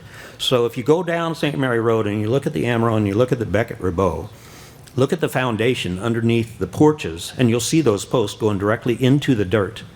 And the reason that they've lasted this long is because in many cases they had wide porches around them that kept the dirt dry around the base of them, and so you didn't have termite and insect infiltration and rot happening in a lot of those timbers. Well, imagine what this flood is doing to the Amaral House and the Beckett Ribot House right now with this water sitting up against that, because In between those vertical posts, you've got what they call the bousillage, and that's the dirt, that's the mud, the chinking that's put in between the logs, that's hog hair and mud and lime grit and whatever else. So this water's sitting against that foundation of that house and the Becket Ribot, eating away at that mud and all. And it's because of that that we have a federal levy. Because they could not justify a federal levy around St. Genevieve based on economics. It was on the existing history that we have here in St. Genevieve that Gebhardt, after Bill Emerson began the process, then Gebhardt followed up on it to be able to say it's because of our historic structures that we have a federal levy around the town. That was the only way the federal government would justify putting a federal levy out there. Correct me if I'm wrong on that take. Yeah, it was called a cost-benefit ratio, and for some reason, St. Genevieve wasn't worth it. Right. Until we bring these into the picture, and a lot of political wrangling. No, I'm done. I had something I was going to say and I forgot. Okay. All right, next slide, please. It happens to me a lot. Robert, you ought to have a story about this one. Any of you want to know where this is? This is Highway 61 South. The Premier Wolk Insurance Company is just off camera here to the left. Louis Naeger and I owned that building, and on August 1st, I was at the meeting at City Hall when Vern jumped up and left. And I said, that can't be good. So I jumped up and left too, and within a couple hours, this was outside, but we didn't have any sandbags across Highway 61. That's Highway 61. We had our building protected with sandbags, but there was no sandbags out there. Immediately after that levee broke, it was right at noon, wasn't it, Vern? Close to noon. Within a couple hours, we had all of that stacked up. Everybody showed up. Nobody called anybody. Everybody showed up and started throwing sandbags and bringing them in, so they blocked off Highway 61. Louis and I had our sandbag levee, and we did end up protecting our building. Of course, it fell over a couple times, but that wasn't new to me and Louis. We weren't called by the Corps engineers to engineer any sandbags. One of the interesting things about this was when it broke, and Louis and I would stay 24 hours a day. We'd sleep there. We would man the pumps. It wasn't inside the building, but it was seeping up through the foundation, and we'd keep the water pumped out. Well, one night, the floor started raising in one of our rooms, and it just, you could stand on it, and it was raising up. So I called Vern. I said, Vern, we got problems here. So he come down. The only thing that held that floor from just busting out was the carpet on top of it. So Vern walked in and he said, well, this isn't a big problem. And I think, damn, that's not what I wanted to hear, Vern. Just breaks a rock here. Yeah. Well, what he actually did was he bought sandbags in, and he built a ring around there and built the sandbags up higher than the outside water was, so it would equalize the pressure. And then the water would run over those sandbags, run out the front door, and we'd pump it back out into the river. And we also got to witness everything that everybody above us was flushing down their pots because it come out. Vern, when we get to the Sylvania slide, we have to bring up the riser that we put on the sewer system. So must have not got down to Robert's building. Next slide, please. So I think we'll this again, the crests, and we're going to go through kind of the north area here. This is looking, I guess, Bill, you're in a chopper again here, huh? Yeah. So this is looking towards town, obviously. You see the church in the background, and that ring. This is the 3rd Street levee on the north. The first slide that we see, we talked about going up. Point out the backstop and the little Oh, right here? the diamond in the Yeah. So there's 2 ball fields here, for those of you who don't know, one here and one here. And so then this Right over here is the bridge that we saw flooding just a few slides ago. And that levee that the guys were standing on building up, that comes around this side and ends up here and goes down through Ziegler Street and ends up block off of Main Street. I mean, and this is a good cooperation effort here with the farmers and their tractors, and these were Chris Foley pumps that we had in here. I think, Vern, isn't this the hydraulic pump we were talking about? There was a hydraulic pump there. I don't see it on the photo. I don't understand if it Might not have been there at that time. maybe it hadn't arrived yet when this photo was taken. It was a hydraulic pump. There was a pump company from New Orleans, Louisiana. They sent a tractor trailer load of pumps up. One of them was like a 16-inch tube, and it was about 45 or 40 plus feet long, and it had an impeller in the bottom of it that ran hydraulically, and it had a motor, a hydraulic generator, not a generator, but a pump that pumped hydraulic oil through underwater, and it just took water and shot it out the end of the pipe, and it flew about twice as far as that little pump on the right that you can see throwing the water out, and it was about 3 times as big as that. And and he had 4 big pumps that were stationed throughout this. That would have one later. I think we probably got some other photos somewhere about it. But that's 3rd Street that you're looking at, and the other one was 4th Street just to our right. I just wanted to use this slide to comment on the enormity of this effort that was going on here. Would have been far less complicated if we didn't have 2 branches of Gabourey Creek coming through St. Genevieve, because that divided the town into 3 different chunks. And so, yeah, and it was this we're seeing in the near ground here. That's the north levee that ran over to the Leahy Bridge on 4th Street, and then the straight levee that we're seeing there on the opposite side of the water, wrapped all the way around, continued right all the way down around Front Street, behind Sylvanus, kept going behind Presbyterian Church, right, and finally came back up 4th Street, right, or not 4th, Main Street, yeah, Main Street. Did it jump across there and go over to Gabourey? Went around and ended on Lake. Yeah. And that was just the central levee. And then you had the south levee.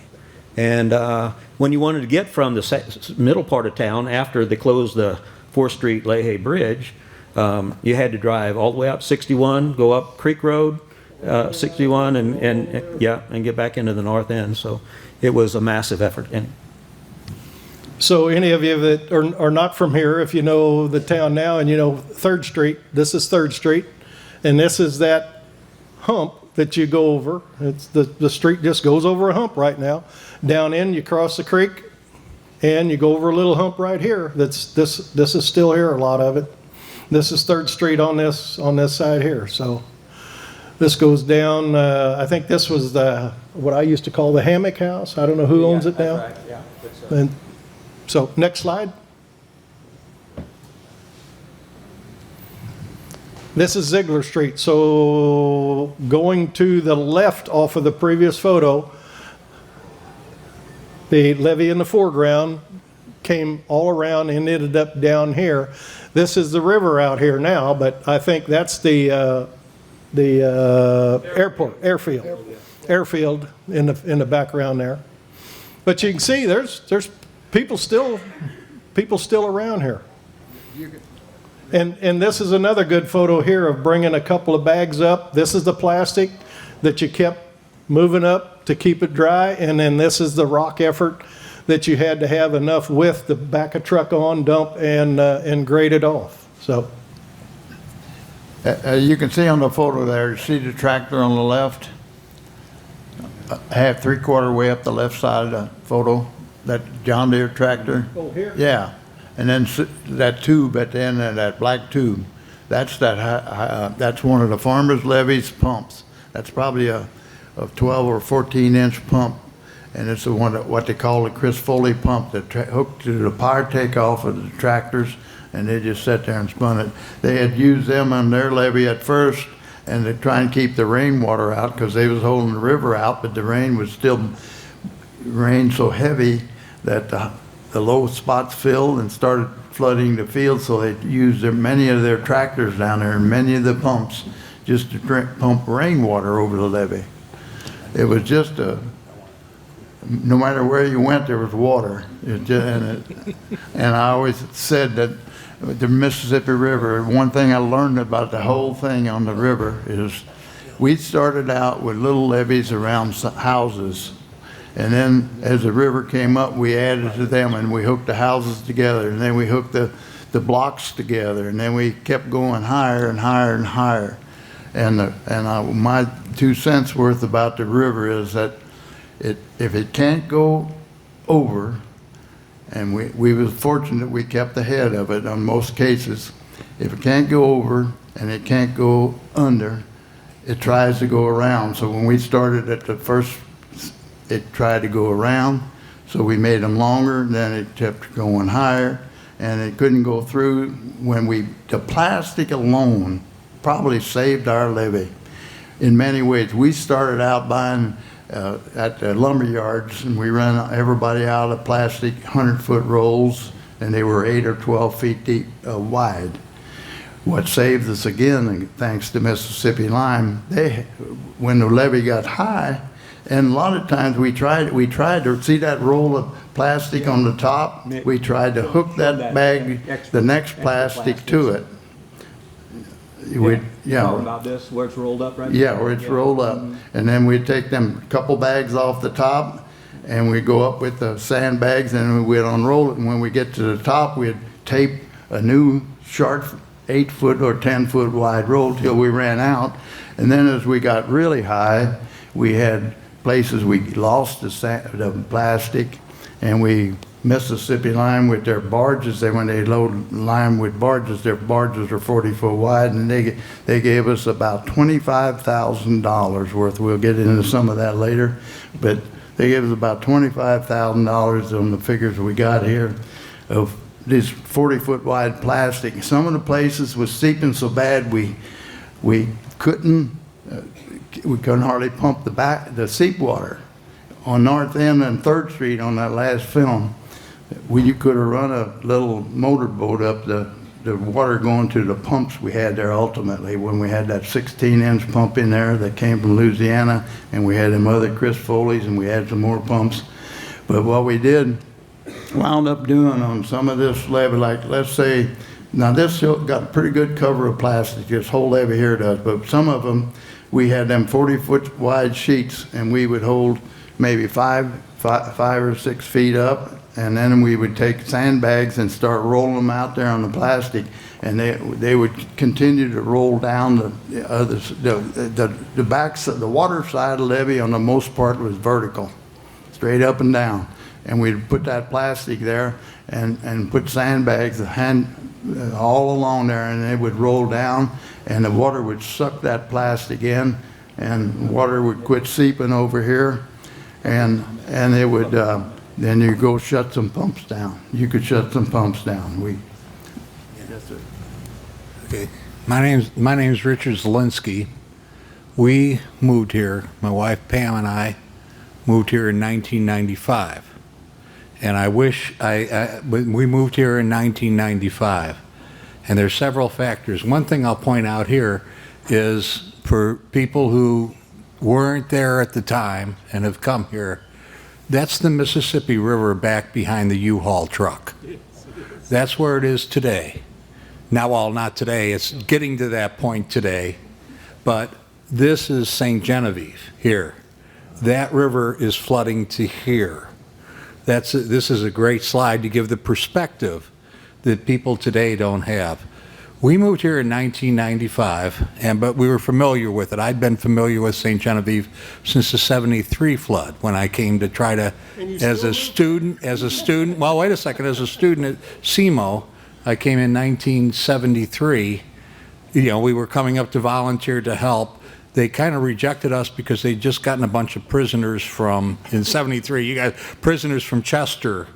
And we were just a bunch of drunken college students coming up to try to help save, and they said, hey, we've got enough, we're dealing with all these prisoners from Chester, now with the sandbagging thing, thank you, but sorry. Anyway, my house is right above the levee that has been shown here a lot, which is the Roberts. I'm right up from the Roberts Street, the bridge on 4th Street, and my house does where the levee came in. And I remember looking at that in '95, and this is I want to do a great thank you to you people, because the '93 flood was a long-term flood where you had two feet a day, and by 1995, one of the things I noticed at that point was that the levee started to come down. They started to take the levee, take the elements of the levee, they opened the streets and everything else. But the '95 flood was a spring flood that went up not as high as the other flood, but if those levees were not built to that point, because they had already sheared off 10 feet of them, and I didn't know it was, we signed our papers April Fool's Day 30 years ago, and so you were asking that question, and okay, what do we know? We love the town, we love the place, we want to be part of it, but they, if it wasn't for the fact that the job that was done in '93, if the same flood in '95, which was lower and less extreme as this one, but it happened in a shorter period of time. And if those levees that were built in '93 were not there, St. Genevieve would have been lost then also. And you guys did another great job. It was almost with as I noticed, and I didn't know any of you then, and it was almost like with a sigh and but I certainly appreciate the effort that was put in '93, because you saved the time not only in the town, not only in '93, but in '95 also. And I think we all owe just a debt of appreciation to these people who are standing right here for not only the '93 but the '95 flood. And thank you. Yeah.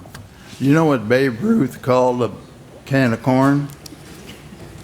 Pop fly. That was a pop fly. It's easy to catch. '95 was a pop fly. There you go. Okay, My friends from all over the country were saying, what in the hell are you moving there for? The sewer lids are flying out. Flying out. Picture of, in '95, they had this picture of, we'd be walking down the street and, anyway. We had a lot of experience, didn't we, with floods previous to that. So let's, we probably should move on here quite a bit here. Next slide. This is another individual effort up above, about as far up. No, the Frank Myers house is above this. This is Riverview up here. This is Wiener Street. I'm sorry. No, this is Wiener Street. Yeah, in Main Street. Yeah. So there's a lot of people had individual efforts that had family and friends just bust their butts saving things. Next slide.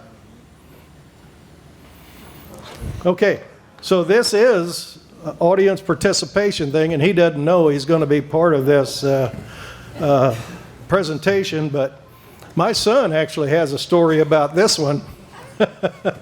So if you see the bags don't have much place to come from except for, where do the bags come from? Right down the hallway. We were bagging the sandbags in the back of the house, putting them in wheelbarrows, running them right through the middle of the house, and dumping them on the front porch as everybody was in front, stacking them on the levees. We were asked not to run the wheelbarrows across the grates on the floor because the grates wouldn't hold, but the hallway wasn't big enough. Otherwise, we were going to scar the walls of the hallway with the wheelbarrows. It was like, sorry, man, we just got to keep going. I was a senior in high school at this time, so there was really not telling us much that we were going to listen to anyway. But yeah, we had half the football team up there after practice one day. It was either do conditioning or go fill sandbags, and we would rather fill sandbags than run. So we all decided to we ended up down here that day. I mean, if any of you know that house or been in that house, Bill, that's probably one of the most pristine houses. Probably one of the most pristine houses in town. Stone, I can't tell you a whole lot about the history of the house. It was known as the Hosea Millard house. Frank and Shirley Myers did extensive work on fixing up that house, but this is the picture is a good illustration of how they started that levee probably too close to the house, anticipating only 42 feet or whatever it was going to be, and once the water kept coming up, there was no way to put more sandbags out on the riverside of that levee, so the backside of the levee, the base of the levee just had to be wider and wider and wider. It was right up against the foundation, and even it felt like it was moving in the front door. Wasn't that right? That when you went out that front door, you were at the levee. Yeah, you went out the front door and dumped the wheelbarrow right at the door. That's as far as you could go. Yeah. And we Vern and I and Bill, we were talked previously even with Robert that there were some injuries. We had our bumps and bruises and scrapes, but nobody got killed in this effort. The closest thing we came was poor Frank had a heart attack. Yeah. And I guess if I owned that beautiful house and them guys were running wheelbarrows through my house, they would have gave me a heart attack too, probably. So next slide, please. Anybody who was there remembers Fort Fox. And I just got to say, as much beer was drank at Fort Fox, Anheuser-Busch should have paid for that northern levee at least. So, another slide, please. Oh, hold on. In 73, when we fought north and the center, Fort Fox there wasn't there yet, but the north people, they did drink Busch beer, but the center town drank Stag. So if we had east wind or we had south wind, our Stag cans went over, and if we had north wind, their Busch cans come with our end of the levee. So obviously there was a little bit of humor involved, and that looks like a Bud Light can there. So a little bit of humor in a lot of places in town. What else could you do? I mean, next slide. Okay, so what you're looking at here is the building with the roof here is the old train depot, which is not there anymore, and you're looking at the top of Sylvanus Factory right here. So Market Street, which is the street we're on right here, if you take that and go the opposite direction, you're coming from the Orris, Ciro's down this way, and this is the Sylvanus Factory.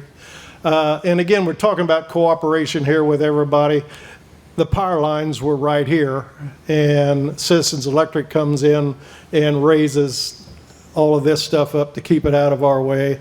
And I think this was a historic moment in one of our visits, right? Very much so. There's a good example. Now, right through here, we could back, not including Sylvanus, we could drive with dump trucks and spread on top. So we had to watch, and Citizens Electric was good on that. They put a Mania, you can see that pole bolted or tied to the other pole, the original pole, and how high they raised it. We had to get under that with dump trucks and not get electrocuted or cause serious damage. So, and then right on this spot, and Mick was with me, and I don't know if you were or not, but this was about the second or third trip. I don't know how many trips Dick Gebhardt gave, but there he turned to Mick and I, and he said, Bernie and Mick, we're going to get you this levee. And that's where our federal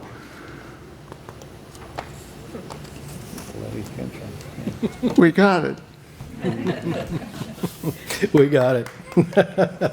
Next slide, please. Of course, this is the aerial view of the same area we're looking at. So the depot is right down here. This is, you see Church the Ceros is right about here.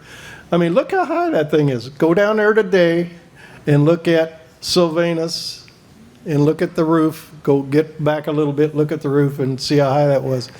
Now, Robert was talking about the toilets flushing and coming down his way.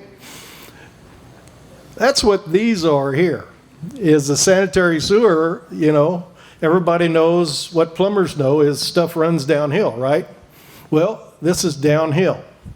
So sanitary sewers here, and these are concrete manholes that they put, or concrete pipe they put over the manholes because the sewer was coming up into there and seeking the level as high as the river.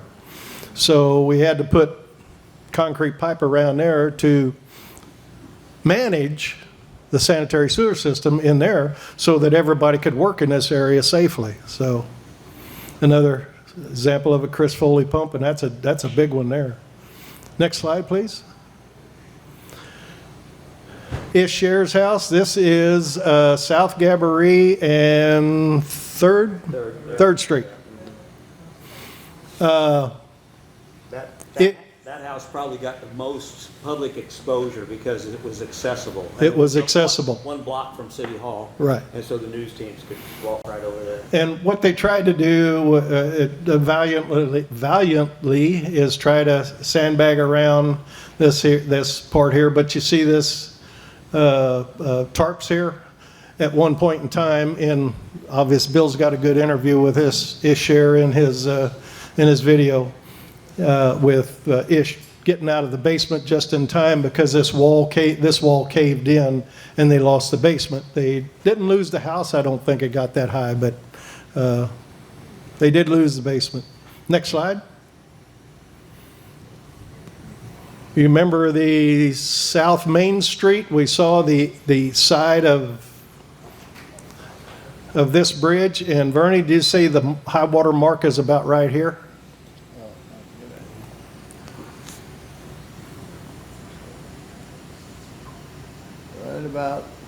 Right about there. I'd say down about 1.5 feet from the top of this berm.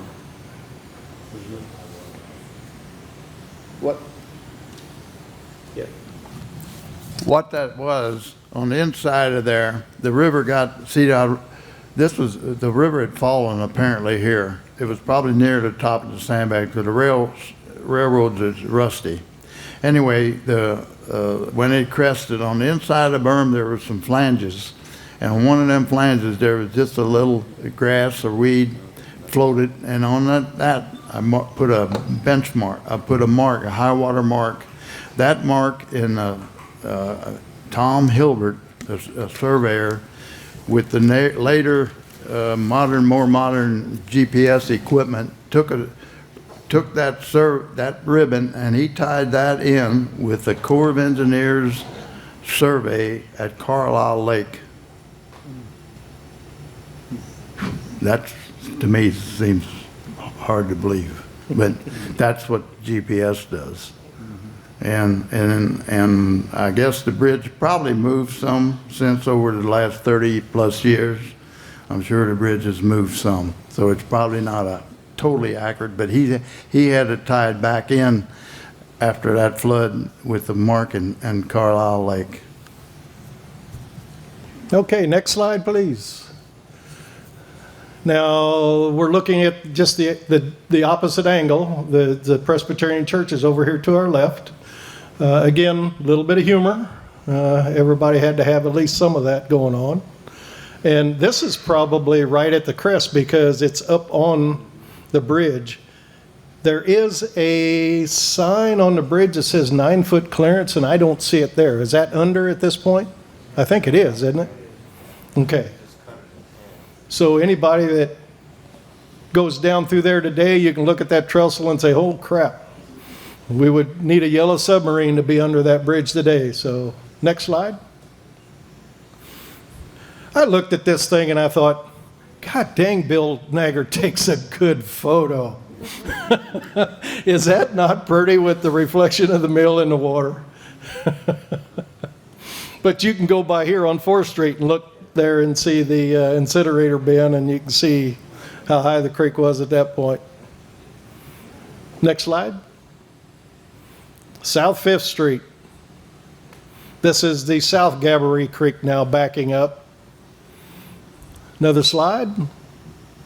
In South 7th Street. So we got to a point where the river was just kind of almost going around the backside, right ready to hit us in the butt, wasn't it? Another slide. This is Isle Knights of Columbus, because the Knights of Columbus Hall, I think, actually got to be an island at that point. Next slide. And if you were in the photo here, you would be on Market Street, you'd be underwater, and this is the old cemetery just across from the KC Hall. Again, this is all August 6th, this is Crest photos. Another slide. And I think, what'd we say, First Settlement Ford, this was a Ford dealer at the time, now it's the city's maintenance shed. Another slide. And I think, Vernie, where are we at? Right here is where the water crested? I think the river touched that bottom of the red in the center. Whereabouts? In the center of the red, under the F. Under the F, right here? Oop. Here, go that way with it. Evidently I'm dangerous with that thing. Right there, okay. I think the river. Hey, Mick, I have that microphone there. Yeah. Vern, tell them what you're thinking. Go ahead, here, I'll point to it. Okay, you point. Okay. I think right there at the bottom, it touched the red. Oh, the red? I was down there, yeah, it touched the red. I think that was a little higher, although I don't see a mark on it. Well, here's what I'm telling you. Over here it says crest 49.67 feet. So I think I dispute your. That's all. No, you know, you were there. My memory isn't the best anymore, but that's the way I remember it. I think these are the two most dramatic slides, and we might slip back and forth between them. Next slide. Boom. What'd you say, Vern? We were holding back 16, 18 feet here? We held 16. 16 feet here. I mean, if you go down there today, the sign's not there, but the railing's there, and the railing's about belt high or a little bit higher. So, I mean, I don't think the Corps of Engineers had any idea. They told us we couldn't do this. They told us we couldn't do this. In 73, when we had the Coast Guard, I think it was the Coast Guard came in, and it was showing us how to build levees. And it was pretty simple. They had a 3 sandbags high. They had a 3 to 1. Like here was 6 bags, or 8. There was a couple in the middle. But then they had, next was 1 bag less, next was 1 bag less, next was 1 bag less, and it was the same on the other side. It was 3 a step down. We built only half that levee. We had the vertical log straight up. There's a good, the vertical wall straight up, and that's a pretty good example. There also, and showing on that photo, is we hauled in about, let's see here, 40 tractor trailer loads of them concrete highway dividers. You can see the lower wall was concrete highway dividers, and they were placed and stacked up.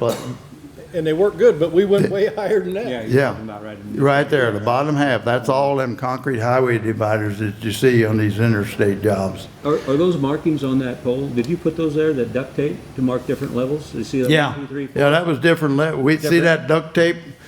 we had different levels of that we built a levee to that night sometimes, and we had them on poles, we had them on electric poles, we had them on anything that was round, and we could put a duct tape around and it wouldn't slide or nothing, and it would stick.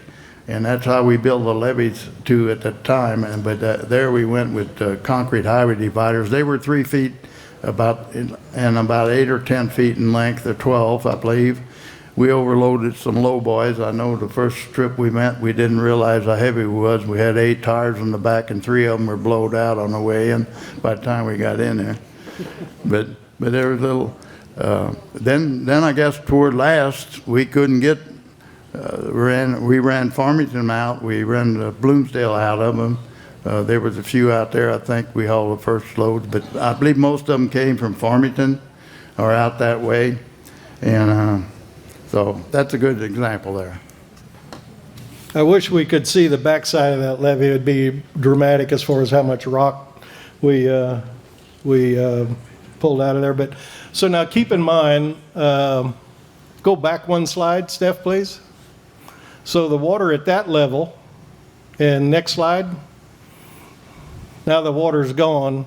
Just think, if the water fell, we're at 16 feet, and we're at August 6th. If the water fell 6 inches a day now because we've crest, we got water on the bags still way into September. Yeah. So, next slide. And this has moved from the original pole, but I made the first one of these in my driveway. In Vern, we had a benchmark on the bridge. If you look at the bridge today, there's a little green sign with a BM on it. That stands for a benchmark. And we surveyed to the power pole, which this first one was on, and we put that in there so we had an accurate depiction of what was there. And I think this has been pretty dramatic over the years for the people to come in and just see this and look up at in some kind of awe, but pretty dramatic. So, next slide. Okay, so we want to go over a couple of things real quick, I hope.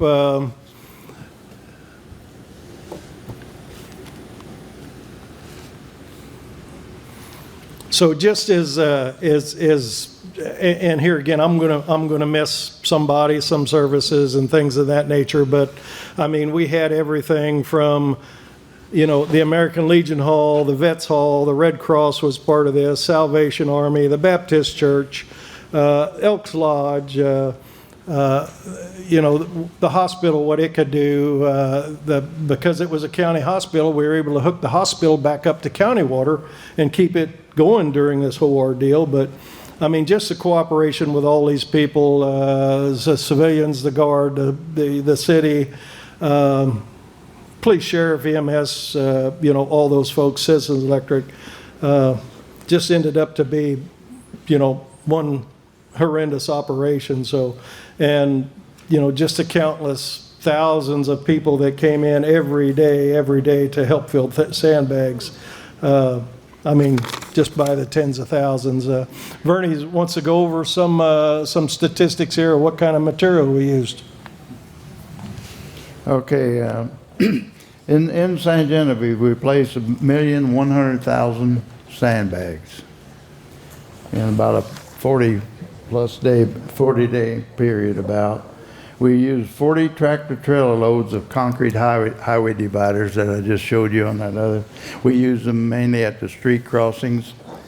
And we used over 400 million pounds of rock for backing up. Now, I think some of that had to include some of the barge loads that went on the farmer's levee and along the Marina Road, as Tire Rock supplied that, and they brought it in by barge and they offloaded it, and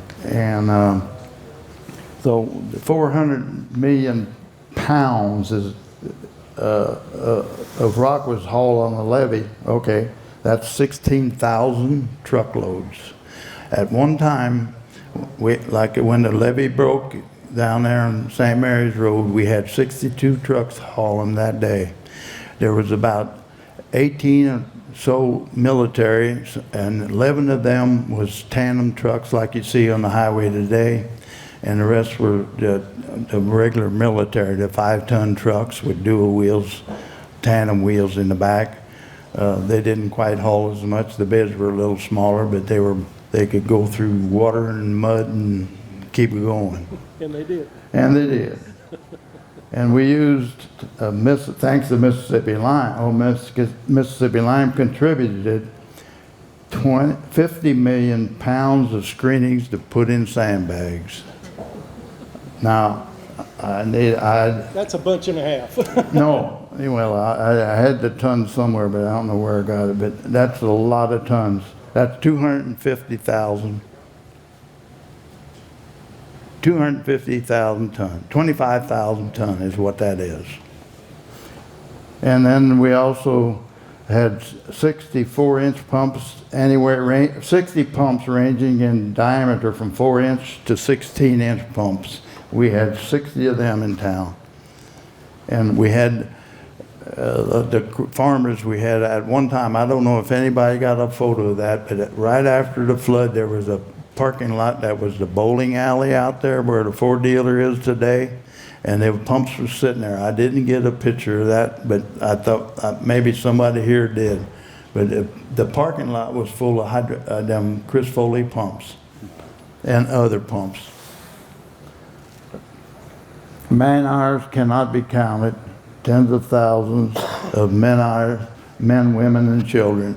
We think there was over 30,000 people plus, 30,000 people plus filled sandbags over the duration, some of them around the clock. We have a comment over there. Can I ask you, what was your cleanup process? You're talking about all this rock and sand that was brought in.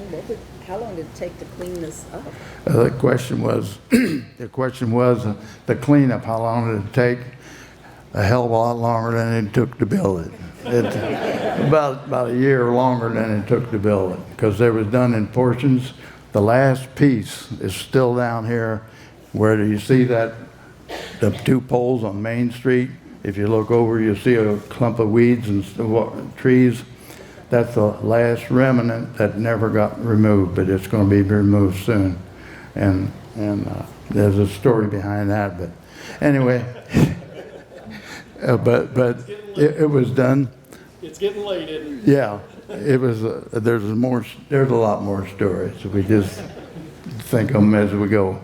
But that was a good question. Any other questions? If you look at those 2 signs, the one on the left is pre-urban design levy. The one on the right is the post-2001 urban design levy. And if you look at the Chester gauge markings, they list the 50 highest floods ever since 1844. 50% of those top 50 have occurred since we got the levy. That's what's protecting this town. And I look back in the history, and Vern Bauman was fighting for that levy after the 1973 flood. I think he was like 2 years old, but he was fighting for it. Any other questions? If we have no other questions, that's going to be the end of the program, but I'd like to get a round of applause for our presenters who did a great job.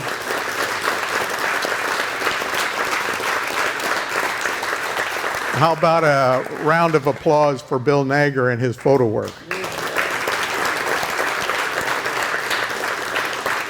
And then we can't end the meeting without saying thank you to Mississippi Lime. I call them the Quite Giant. I don't care what you ask of Mississippi Lime. They're there. They do it. They don't ask for any credit. They don't want any glory. They just do it. And they've done it for years, right, Bruce? Every time you've asked for anything, they were there for us. And it's been ever since I've been around. So thank you all for coming. We appreciate it. Finally, the last thank you is, again, to Dick Greminger for the use of this fine facility. Thank you, folks. Have a good evening. Be safe on the way home.